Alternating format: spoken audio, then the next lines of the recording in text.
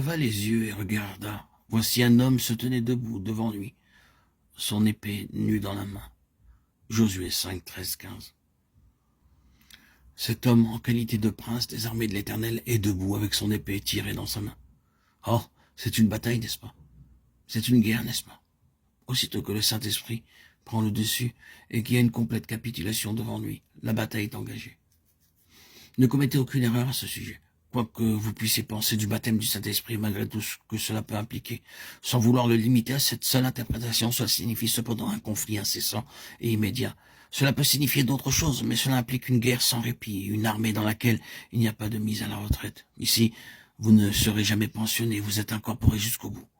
N'était-ce pas ainsi avec le Seigneur Jésus? Cela commençait au Jourdain, puis le ciel ouvert, le Saint-Esprit, le désert, le diable. Aussitôt Jésus fut emmené. Marc dit conduit ou poussé par l'Esprit dans le désert pour être tenté par le diable. Matthieu 4, 1. Dès que le ciel a été ouvert pour permettre l'avènement de l'Esprit en ce jour appelé Pentecôte, la guerre a été engagée. L'Église a été précipitée dans le conflit et n'a jamais été en dehors de ce conflit depuis lors. Dans le cas contraire, c'est pour sa propre perte spirituelle.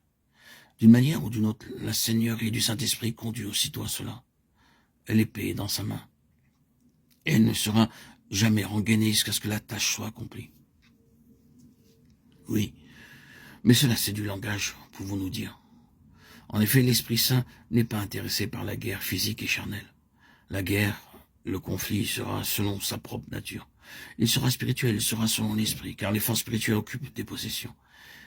Et c'est la guerre spirituelle qui va les déposséder. C'est donc véritablement et réellement une bataille qui se livre. Ce point n'a pas besoin d'être approfondi, car nous le savons bien. Nous savons tous qu'il n'y a pas un centimètre, pas un micron de progrès, de réalisation spirituelle qui ne soit contesté, pas un mouvement ou geste, même dans la direction d'un accroissement spirituel sans qu'il n'y ait conflit. C'est vrai, c'est une guerre spirituelle. Et la nature de ce conflit passe notre capacité de compréhension.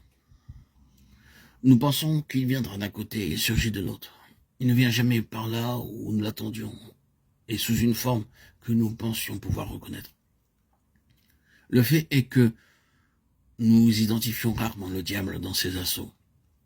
Il semble être tellement couvert par l'un ou l'autre des incidents, ou des contretemps de la vie, ou de quelque chose qui va de travers. Mais vous allez seulement en juger par les effets produits sur la vie spirituelle. Et vous savez qu'il y a un dessein et une intelligence dans ces simples circonstances de la vie. C'est la guerre spirituelle. L'introduction de l'Esprit Saint a précipité tout cela. Comprenons bien cela. C'est l'explication de bien des choses.